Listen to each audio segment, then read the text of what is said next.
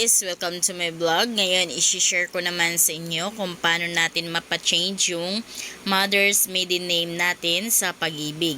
Pero bago yan guys, kung kayo ay bago sa aking vlog, please consider to subscribe para updated kayo lagi sa mga informative videos ko. Ngayon guys, as you can see sa screen, ito yung email ni Pag-ibig sa akin. Ang sabi dito, we regret to inform you that your virtual Pag-ibig account application was declined due to the following reasons. So ito yung reasons: discrepancy in mother's maiden name. So ito yung kadalasang reasons guys kung bakit nare-reject yung creating of account natin sa Pag-ibig online. So kailangan nyo munang maayos yung mother's maiden name niyo bago kayo makapag-create ng account nyo online. So paano nga ba ito babaguhin? Ito sa Google search ng cellphone niyo, click nyo lang yan.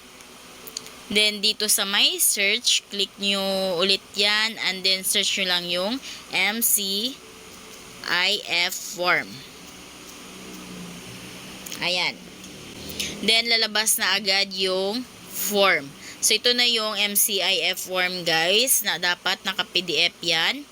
Ayan, nakalagay dito, members change of information form. So, ngayon, para ma-download natin yung form, click lang natin itong form. Ayan. Ayan, nagda-download na yan. So, depende yan sa cellphone ninyo guys kung automatic na download na ba yan or inopen lang niya. Ngayon, click lang natin itong ganito dito. Ayan, yung may tatlong dot.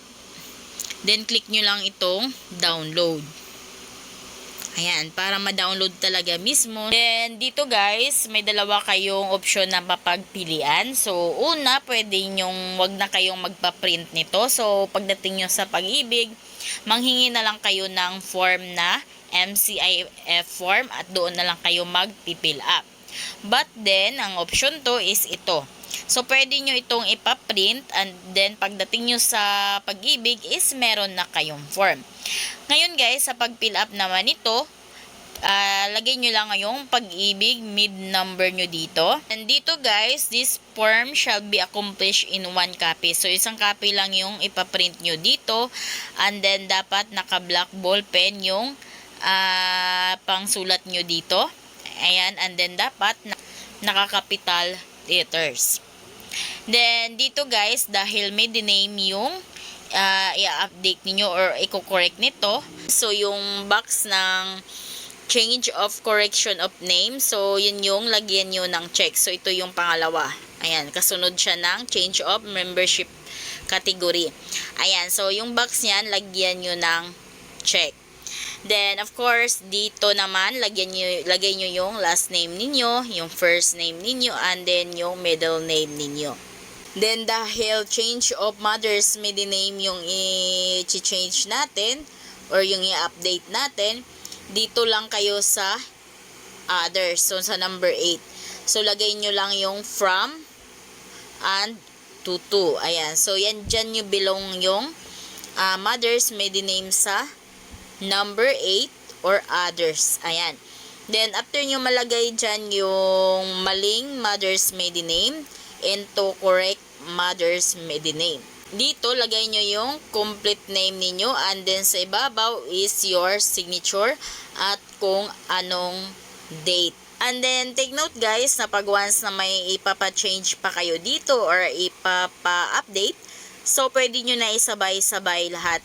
So halimbawa magpa-change kayo ng date of birth, so dito naman sa correction of date of birth, lagyan nyo lang yung box ng check and then yun lang din yung lagyan ninyo. Ayan, so lagyan nyo lang din yung ano dito. Then, take note dito guys na kung ano lang yung ipapa-change or ipapa-update ninyo, so yun lang din yung pipil-upan ninyo.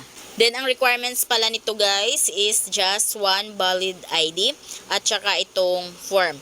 Ayan, so yan lang yung dalhin nyo, form at saka one valid ID and then maghintay lang kayo ng 3 to 5 days bago ma-change dahil hindi yan automatic ma-change agad yung mother's maiden name ninyo. So, after 5 days, para sure, saka kayo maggawa ng account ninyo sa Pag-ibig online. So, ayun lang guys. Kung kayo bago sa vlog, please consider to subscribe para updated kayo lagi sa mga informative videos ko. Thank you for watching!